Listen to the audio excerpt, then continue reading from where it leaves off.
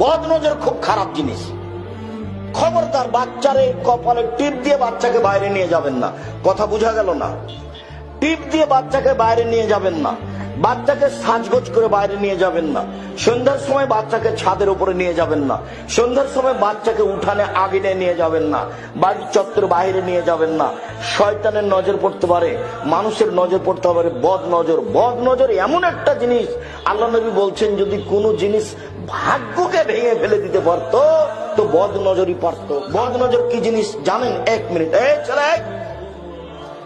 আপনারা স্বামী স্ত্রী বাড়িতে বসে আছেন, আপনার স্ত্রী আপনাকে বলছে শোনো, দেখছো মুরগির বাচ্চাগুলো কত সুন্দর সুন্দর হয়ে উঠেছে, তা আপনাকে দেখতে ডাকলো, তা আপনিও দেখলেন, স্বামী স্ত্রীর বাচ্চাগুলি দেখলেন।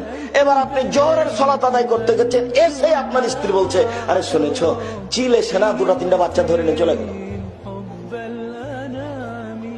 দেখবেন সন্ধ্যা হতে হতে 10টায় ছিল 5টায় নাই, তার নাম বদ নজর।